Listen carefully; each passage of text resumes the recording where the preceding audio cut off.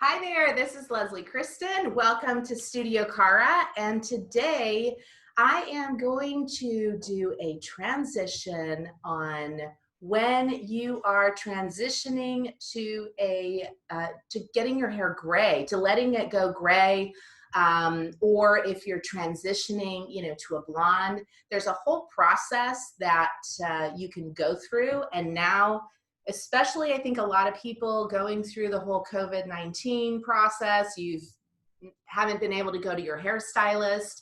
And, some people have beautiful gray that's coming in. You might be tired of coloring your hair. There's a whole bunch of different things. But one of the things that is so important is that you understand with the transition what that is going to entail for you. Also, that it may be a transition with your makeup as well. So there's a couple of different things that I did want to talk to you about. And of course, I have my beautiful model, Paula, that she was telling me, she came down from St. Augustine, and she was telling me, I'm letting my hair go natural. So there's a couple of different processes, and there's a couple of different, situations as well that people might be going through. So with that said, I'm going to talk to you, Paula, Okay. and let's talk a little bit about kind of your transition. Now with Paula, she is not, she doesn't have loads of gray. There's not the super white roots with the really dark hair. But share with me a little bit about kind of what made you decide. Well, I have highlights and lowlights, and I've been doing that to cover the gray that I do have, and most of my gray is tucked up underneath. So if I pull my hair back, you can see it a lot more. With the COVID-19 and not being able to go to the beauty salon, I've obviously been letting my natural hair grow out because I haven't had a choice. And I've decided that, maybe I just want to go back to my natural color and see how much gray I actually have and see what that looks like instead of doing the highlights and lowlights. And with the situation being what it is with COVID right now, I'm just not sure I want to spend the money on that. And so, so we're doing a little bit of experimenting around that. So. That's great.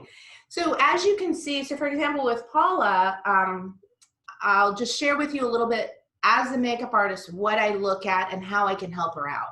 Because Paula's been a client of mine. We've done makeovers on her.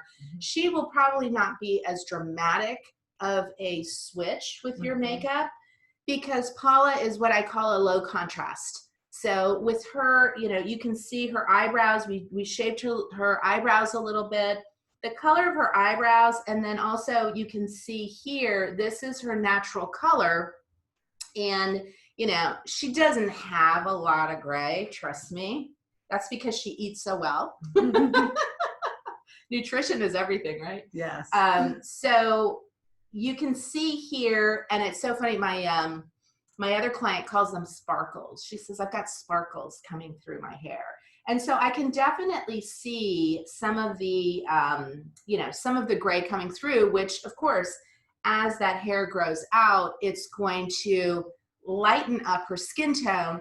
And what's going to happen is that, the gray is also more of a silver color versus the warmth in the highlights that she has. So that's also going to change those undertones that you have in your skin, as well as, even some of the clothing colors that you might even wear too. So that is a process. Now, I want to share with you, Chris Martin is a fantastic hairstylist here in the Central Florida area. And I asked him to share with me some tips for those of you that are thinking about transitioning or that are doing that. So he mentioned, to grow your gray out as long as you can. So if you're somebody, if you can handle it, grow it out as long as you can, because that's going to obviously and especially if you've been coloring your hair dark, letting that color grow out. Consult with your stylist about a plan to grow it out, and find a stylist who can and specializes in this process, because not everybody specializes in the process stripping out that color and transitioning you to that other, and it's a gradual change as well. Don't expect quick results. It's an all day, sometimes more than one day process for dark dyed hair. So that would be something that you want to consider. Now, that's not necessarily your case because you have a lot of natural color in there. You just have highlights and lowlights that are going to be transitioning out. Yeah. So she's a little bit more fortunate, I would say, that, there's not that little skunk pattern going on or the, that dramatic hair color. And that can also be, it doesn't even necessarily mean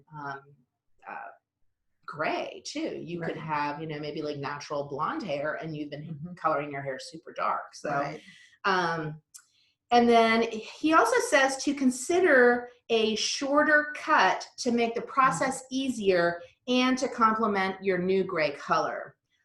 Things to help grow out gray is use color blending spray on your part. So if you part your hair, makeup or mascara can blend your gray roots, maybe using headbands, scarves.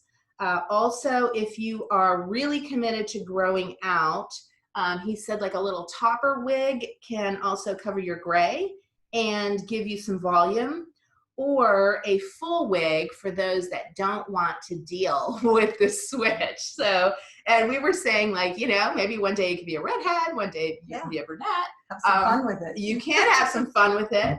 Just knowing that every hair color is going to change your undertones. Some colors may clash, and then it is a gradual change. So with that said, I'm going to work on a little transformation and we will be back.